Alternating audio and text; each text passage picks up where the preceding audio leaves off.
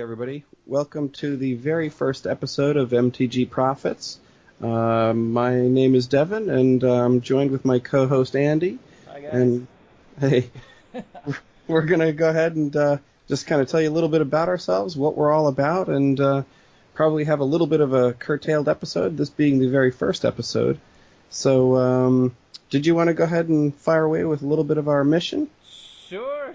Let's talk about it. So, we are basically amateur investors in Magic cards, primarily the actual printed cards, and we just wanted to kind of expand this interest and open it up to everyone in the Magic community and elsewhere to really put forth, I guess, what we think are potential targets of speculation, and the cards that we're interested in, things that we think have value, and really just kind of share that with everyone and our philosophy on investing, and hopefully in the process we can all profit by it, and also give some education to everybody on the process to go through for buying and selling cards, as well as the best resources to use to do so.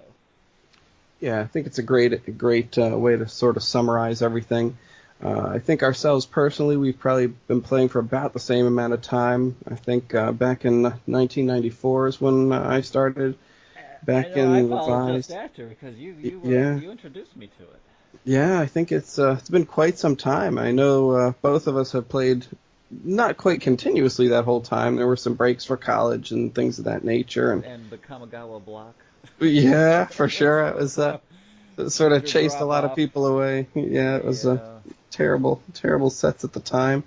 But that's another topic for discussion. Yes. Yeah, but yeah, I think you pretty much hit on the mission statement pretty well overall. I think we're gonna sort of try and get a lot of useful information out there, even the basics of how to buy and sell cards, where to do so, where to trade cards, maybe even online as well, and just sort of different ways to purchase and unload the cards. And so I think that's Exactly. it's a pretty good I guess pretty good start to what we're about.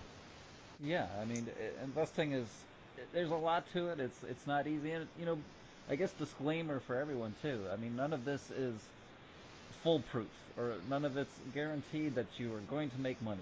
There's no guarantees unless you bought every single card in a set that you're going to make money, and even then you'll probably lose money because you just bought every single card.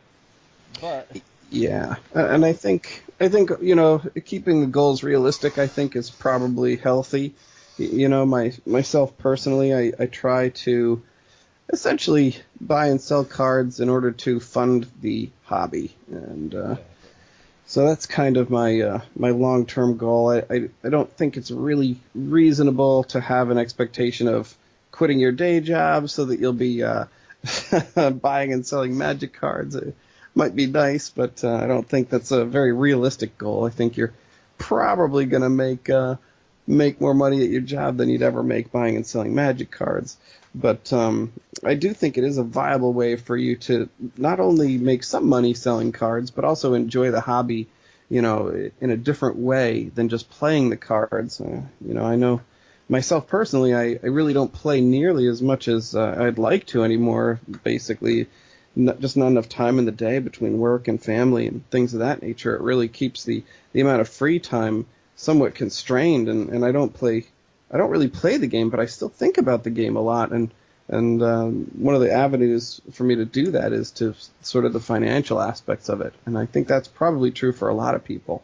Exactly, I totally agree. I mean, I know nowadays it's run out of time in the schedule, and really don't have enough time to sit down and play games, to keep up on all the different decks, and to build decks, and to research them, and actually enjoy more of the actual playing of the game. But I think the investing part is another avenue that it gives us, as you said, kind of it's more of a hobby, and becomes more of there's some fun to it just from the collecting aspect of it from there, and then the whole selling for profit as far as can I actually make a little bit of money on the side by doing this, and just get a little bit of extra spending money out of it. Like I said, no real ideas of grandeur that I'm gonna become a millionaire off selling, all these different cards, but just something kind of fun and a different way to take the hobby. Yeah, it's kind of a different way to enjoy the cards that Yeah. you don't necessarily have to play the game to enjoy. Although one does tend to lead into the other realistically. Yeah, So, exactly. and I think to your point, we're gonna have a lot of sort of mixed information in there that we'll probably be able to help the users with, or the listeners, I should say. Hmm. But we'll talk about sort of the ins and outs of buying and selling cards. We'll give again I think our specific recommendations as well. I think we'll try and revisit those recommendations. I think that's important to do. I think there's a lot of especially in the MTG finance community, a lot of uh, how shall you say, I guess, people saying they did certain things, but then not really, having the proof. Like, oh, I bought 400 motes before Sure. they spiked, that kind of thing. And so I think what we'll end up doing is probably, making recommendations, acting on the recommendations and reviewing and actually, showing the cards that we purchased as well. And that way you can sort of see that we're putting our money, we're putting our money where I guess, our mouth Where is. our mouth is. Yeah. Yeah. I mean, we definitely want to make this active as well. I mean, we want to invest, and we'll invest and show that.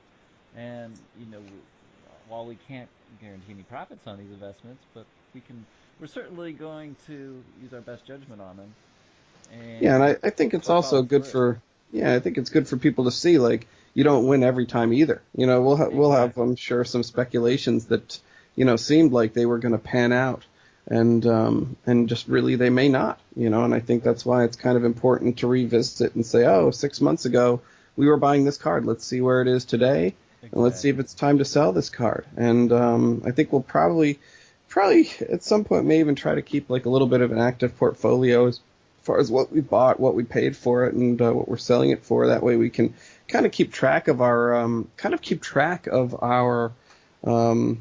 profits and keep us honest. Again, like I said, Absolutely. it's easy to say, oh, I bought this card before it spiked. I knew that this was going to be a fantastic purchase, and Hmm. without any proof to back it up. I think it really helps to show people that, oh, it's not all peaches and cream. You're probably going to have some pretty epic fails, but also some, Absolutely. hopefully, some wins as well. Yeah, So I know there's definitely cards I invested in that are still sitting in there in the binder yeah, just quietly just waiting, just waiting, waiting. waiting. I'm still hoping, that they're gonna go somewhere, but who knows? I mean, maybe not. Exactly, But I exactly. think we'll definitely chart out what we buy and how much we paid and what that can be sold for and when to be sold for, so that we'll keep it all transparent as possible. So, and we actively encourage you to invest along with us to see if you can, if we can all make a profit out of it. And I think to a degree we'll try and keep it relatively interactive between, maybe possibly like the website, and then we'll have, and potentially even in simple things like the comment sections, we'll see what other people are buying and what they recommend and Hmm. why they think our ideas are terrible, Sure. and Yeah. and Maybe you you disagree. know That's gonna happen. exactly. So they, I'm sure Absolutely. we'll hear from the haters plenty, and Sure. the MTG finance community tends to be a bit vitriolic and troll infested, so Troll to speak. invested in So, magic? I don't think that's a lot of possible. sedge trolls Yeah. in the I think weeds that's there. The the I guess the Twitterverse and the trolls. Reddits, Oh yeah, the yeah. Reddit The trolls. trolls. We'll gather the finance trolls There to are talk about plenty of this. them, and they reproduce rapidly. It's just a la sprouting phytohydra. Yeah, yeah. They've certainly keep cropping up. I think it makes me think the other thing too is that we want our financing to be reasonable too. That we're not going to be buying like Moxes and $200 cards. Yeah, We're going to keep yeah. this, I think, pretty reasonable for the average investor with, very kind of low investing rates and nothing too extreme, or not extreme purchases either. Like just betting it all on one card. We're definitely Yeah. going to diversify and keep our cards at a very manageable price point. Yeah, I think that's that's sort of key for this is more of a hobby again, not a full-on investment for us. I think, like I said, I think keeping things to that level, we're not going to be trying to buy out reserve list cards and things of that nature. Although there may be a time for that, but that time is not now. So. Exactly, exactly. Hold off on those big money, big money Yeah. cards, those power nines and everything. I think in most cases, the speculations, I've got a little bit of a list of some early specs. I don't think any of them is more than $5 at this point. So and I think another thing too is as we go through our speculations, we'll sort of discuss why we've chosen them. At what price point do we think you should get in? And then a potential upside Sell, when yeah. to leave. Yeah, I think we'll discuss that. I think with each individual selection, and I think that's I think that's important as well. Exactly, exactly. Well, I'll try to have reasons for backing it up, and ideally, I guess in any sort of investing, we want to try to buy it for as low as possible, and sell it at the very minimum what we paid for it, but ideally significantly more. But Exactly, exactly. Did you want to go over a speculation? Do you have one that you might want to just give to the users sure, I mean as we maybe we can close jump down right our in seminal issue? and just talk about a couple picks here. I Uh, thought that might not be a bad idea just to give people a sense of kind of what we're about. And, sure, yeah, I do let's. have a small list, but I think if you wanted to, we could each go over maybe one or two, and I then think that's good. maybe close it down for our inaugural issue. Inaugural. Yeah, yeah, let's do it. I'll go first. I Yeah, hit think it up. start with the most current set here, and since M19 core set 2019 just released not too long ago, I did kind of look over that a little bit, and I had a couple picks from that. Um, One of them that caught my eye was the Sun Cleanser. It's a 1/4 white creature, human cleric for one colorless, one white mana. When Sun Cleanser enters the battlefield, choose one. Remove all counters from target creature. You can't have counters put on it for as long as Sun Cleanser remains on the battlefield. And also, target opponent loses all counters. That player can't get counters for as long as Sun Cleanser remains on the battlefield. It's not, uh, an amazing. Its stats aren't anything too amazing. 1/4 for two. That's reasonable. Not anything outworldly. The thing that really caught my eye on this one was its abilities. It's first of all it's dealing with a topic that affects really magic all across the board. Counters. I mean, there's counters of Yeah, so many every kind. counterparts. I mean, we could probably have an episode just on naming all the different kinds of counters. Yeah, for sure. It's Actually, write that tons. Yeah, down. that's not a bad idea for Counters and the best future. ones of counters. Yeah, I yeah, future mean, discussion point. exactly. Counters, poison counters, infect counters, +1 counters, minus counters. The list goes on. Loyalty counters, energy counters. We could keep going on that probably for a little while. Yeah, I see. Also, target opponent loses all counters as well. Yeah, I target guess what kind of opponent. counters would that be? Like poison counters, That's maybe? what I'm thinking. Poison counters or Hmm. I know there's other counters that are on an Yeah, opponent. yeah. Um, I know the poison counters. Although, yeah, I don't know if you'd want to remove them, yeah, but I mean that's what comes to mind initially, automatically. I'm sure there's some other kind of counters that come on an opponent though that's not yeah, coming right to mind, and I'm sure that would be something in the future as well. I would be yeah, surprised yeah. if there's not more counters of different kinds that come up, and um, I That's like not that bad. I like that it's a relatively unique ability. That's not a common one, Hmm. and I think that's another good point too. Is sometimes the cards don't have to be powerful as long as they have unique abilities. And I think sometimes that goes a really long way. If a card has a unique ability or a unique effect, and I think the Exactly. Sun Cleanser definitely falls into that category. What are these guys sitting at right now, cost I'm wise? looking right now. I know I bought mine for not that much. It looks like it's going for now. Wow, just around 25 cents. Is that Um, on? So what do you use to search for that? Are you using TCG Player? I look at well right now. I was just looking on Scryfall, which was what MTG Info or whatever that used, but they got Yep. taken over by Scryfall and became part of that site just this past week. Um, I also like the Dawn Glare. I'm not sure if you're familiar with MTG Dawn Glare. Dawn Glare, I love it. Yeah, I read that one all the time. Yeah, yeah, I love that's it. another good one. But it looks like prices ranging. TCG player looks like about 37 cents. Card Kingdom 25 cents. So you're talking, let's say safely between 25 to 50 cents for this card. Yeah, I see. Yep, I'm seeing current active pricing at TCG Player. The lowest price seems to be around 21 cents. This card can be had for. Yeah. We're talking, play sets for under $1. Yeah. You really can't go wrong at that. And that's another thing that I think is important to mention too. In many, many cases, you're not going to want to have too many one-ofs of these Mm-hmm. cards. You're really going to want Good to try to point. purchase these in play sets. Not one card or two card, not even maybe one play set, but two, three, four, Yep. depending on the price of the card and how confident you are that it'll bounce. Yep. I think I think realistically, you're going to want these as a minimum of four ofs. So, I, and I think that's critical because it's a whole lot easier to move play sets. So, exactly. Yeah, I would definitely say buy at least one play set.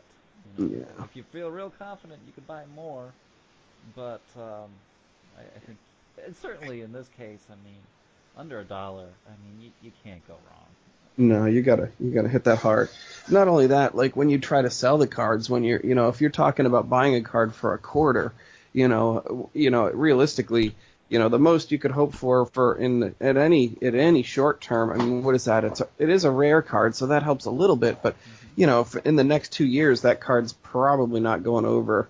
Unless something crazy comes out with counters, which could happen, which sometimes is why these speculations will do well. But I think realistically, if you're getting $2 out of that card, you're in great shape.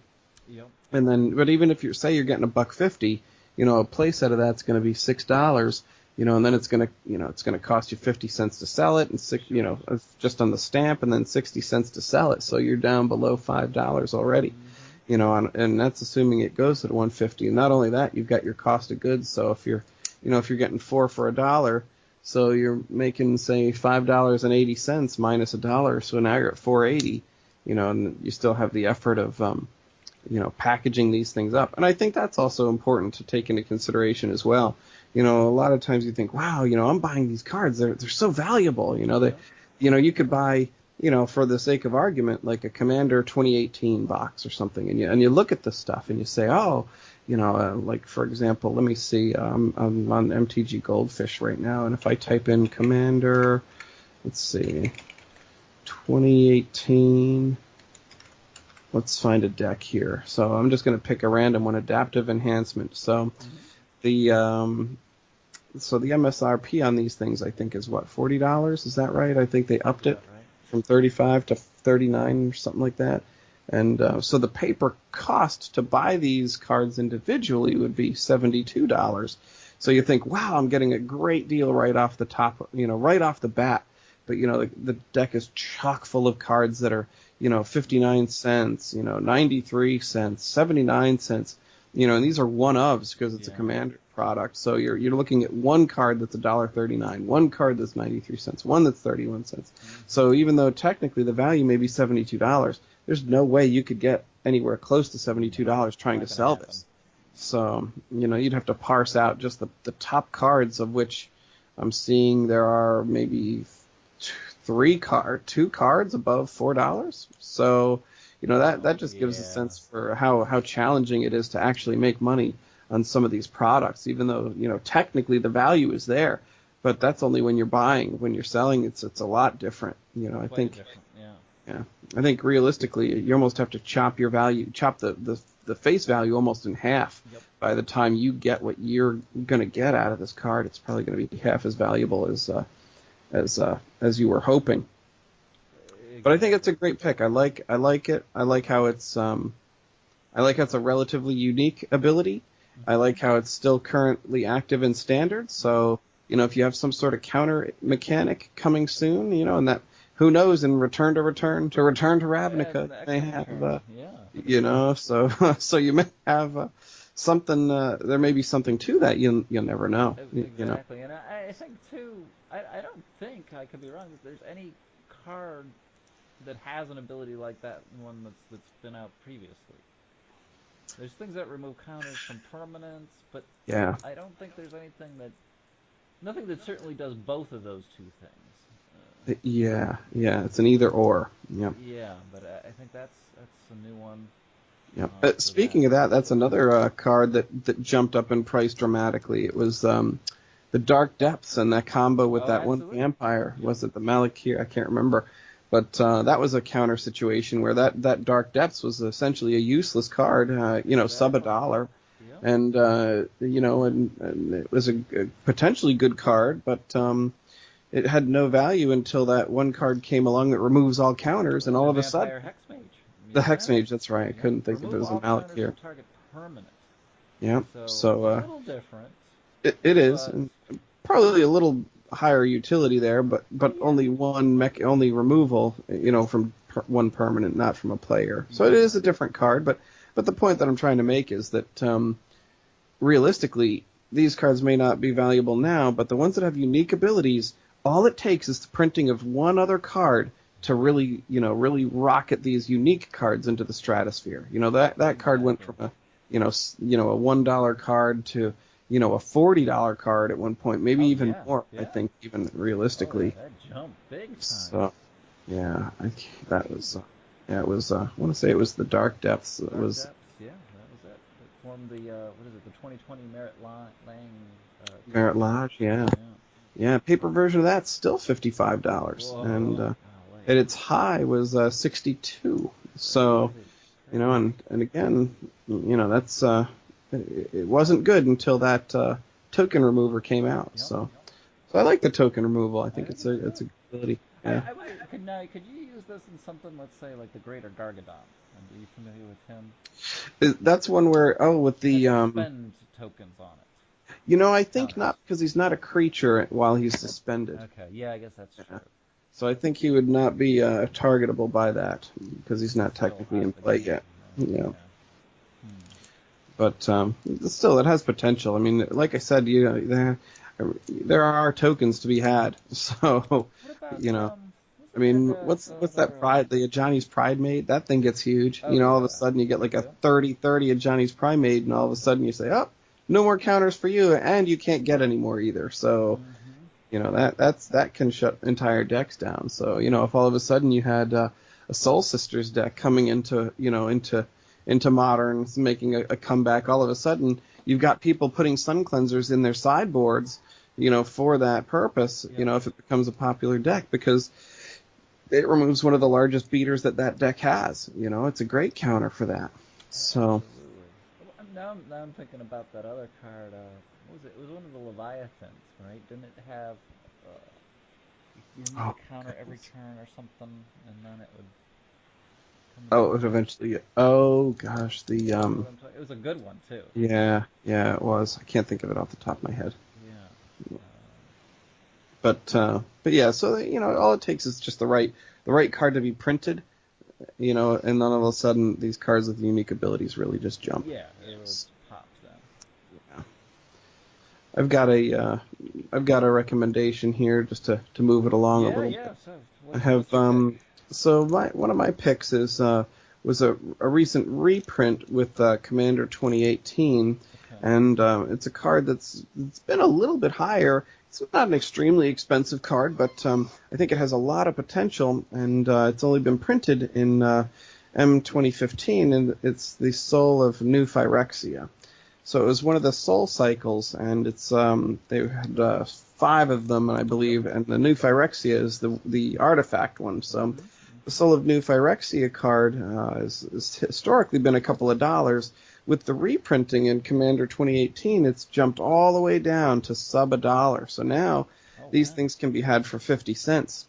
And the nice thing about that is it's not a full reprint. So the only time this card's been printed was M 2015. That was the only time it saw a full-blooded printing, and it's at Mythic Rare. And then Commander 2016, I think one of the decks had them, and now in Commander 2018. So that sort of dropped the price down, but again, these Commander decks hold one-ofs, so this is going to be a one-of card. So it's not like a tremendous amount of these things. So I think these are a great, timely, investable vehicle, for several reasons. When you look at the Soul of New Phyrexia, it does a lot of things for a lot of decks. It's colorless, so it can go literally into any deck, and a great EDH deck, or great in an EDH deck. I mean, this guy he's not cheap. He's a 6 mana, but he is a 6/6 trample, and you can pay 5 void mana for all your permanents gaining indestructible until end of turn. So he can protect your whole board, and he himself is a pretty big beat stick. 6/6 for 6 trample, and even when he's in the graveyard, you can exile him from the graveyard for 5 mana. And all your permanents gain indestructible as well. So even in the graveyard, even if somebody forces you to discard him, he can still be potentially good. So I can't think of too many EDH decks that are creature-based that would not like this card. And he's just great. He's colorless. He goes everywhere. He's probably the best of these Soul Cycle. I agree. Of all those Souls ones, he was the only one I actually purchased copies of. Yeah, I mean, and like I said, he was up over $2 until his right now reprinting. And I think this one is, again, a very timely pick, because I would imagine in even relatively short order, I think in a few months, I think this guy could go. I could see him getting to $2 pretty easy. Mm-hmm. His other versions are already still near the $2 mark. His 2018 or his Commander 2018 one is the only one that's around 50 cents. Yeah. So I would buy these personally in multiple play sets. I've actually already started to do that. So that's one that I want to say I have 8 of them coming, and not 8 play sets, 8 individual cards, sure. And so I will probably be purchasing more of those. And again, my goal for them is to let them hit $2 a piece. So if I'm getting them for 50 cents, it's costing me $2, and if I can unload them for 8, it's a $6 profit minus the 80 cents for eBay. So that puts me at $5.20, and then a 40-cent stamp. And I could see that happening, within a year or two. That's very reasonable. That's reasonable. Yeah. So let's see. So you're basically paying $2 to get $5. Did I get that? That's exactly right. Yeah. So $2 to profit $5. To profit $5. Yeah. Yeah. So it'd be $8 sold at $2 a piece. So it's 8 minus 2 would be 6, and then approximately I'd be making about I'd clear $4.80 after eBay fees, PayPal fees, and the stamp that goes on there. So, and I think it's a safe bet. I really. I think he's a good creature, and heck, I mean, yeah. Artwork on him looks good too. Even if yeah, sometimes it's not pretty mighty. He's a pretty big beast. So that's one of my more recent picks. A good one. Yeah. Yeah. I think that's not a bad way to maybe end, or considering ending the first our seminal issue of. Wind it down here, so. I think we're going at about 30 minutes, and. So Sun Cleanser and Soul of New Pyrexia.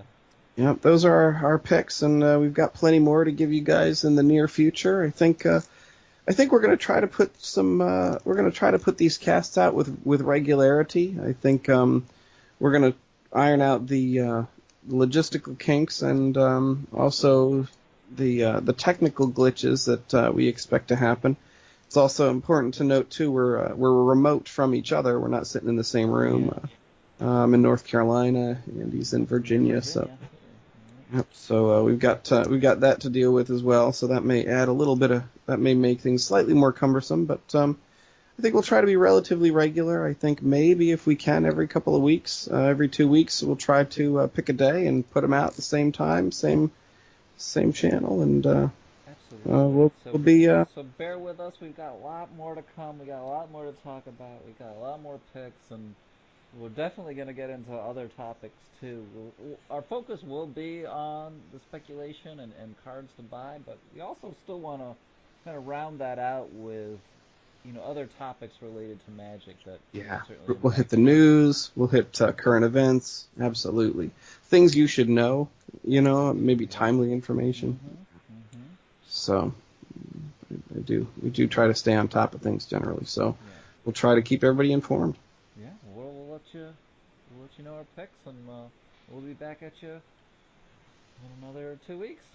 All right, sounds good. All right. All right, man. Good chatting with you, Good Andy. chat. All right, man. Take it easy. Take it easy. Bye bye.